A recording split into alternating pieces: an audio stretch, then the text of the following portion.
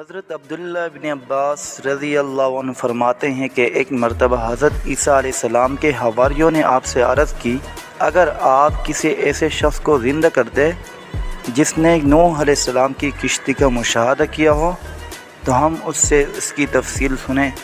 حضرت عیسیٰ علیہ السلام نے انہیں اکٹھا کر کے ایک مٹی کی تودے پر لے گئے، وہاں سے مٹی کے ایک مش بھر کر ارشاد فرمایا، لوگو یہ جانتے ہو کہ یہ مٹی کس کی ہے؟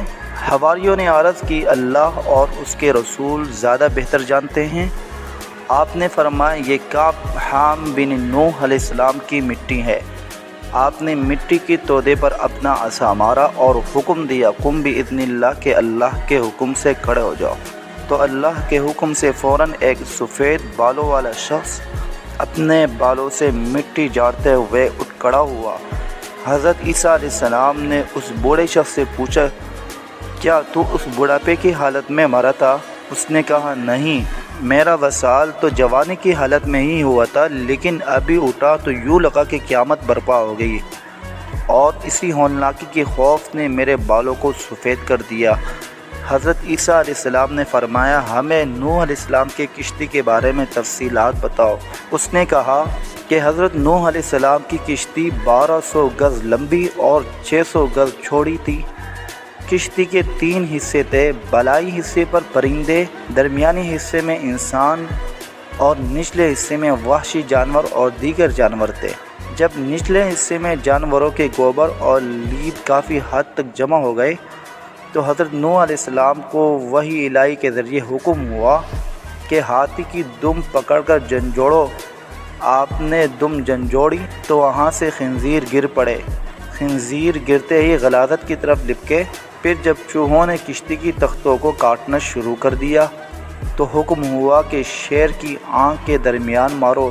جب حضرت نوح علیہ السلام نے مارا تو شیر کے نتنوں سے بلیوں کا جوڑا نکلا جو چوہوں پر جھپٹ پڑا۔ آپ نے مزید پوچھا کہ بتاؤ، حضرت نوح علیہ السلام کو کیسے پتہ چلا کہ سارے شہر غرق ہو چکے ہیں؟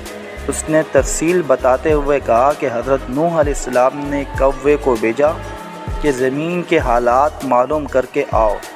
کوے نے جو ہی زمین پر مردار دیکھے تو ان کو نوچنے کے لیے ٹوٹ پڑا، تو حضرت نوح علیہ السلام نے اس کے لیے خوف کی بد دعا کی، اس لیے وہ گھروں سے مانوس نہیں ہوتا۔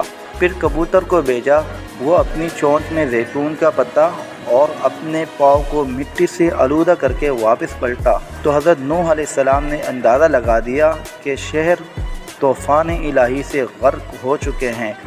آپ نے کبوتر کے گلے میں سب شاخوں کا ہار ڈالا اور اس کے لیے انس و امن کی دعا کی، اس وجہ سے کبوتر انسانوں سے مانوس ہو گیا۔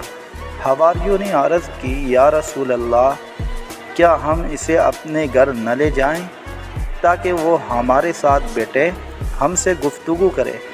آپ نے فرمایا، ایسا ممکن نہیں ہے، کیونکہ اس کا رزق دنیا سے ختم ہو چکا ہے۔ پھر آپ نے اسے حکم فرمایا کہ اللہ کے حکم سے واپس لوٹ جاؤ، تو وہ دوبارہ اپنے ٹھکانے کی طرف لوٹ گیا اور مٹی ہو گیا۔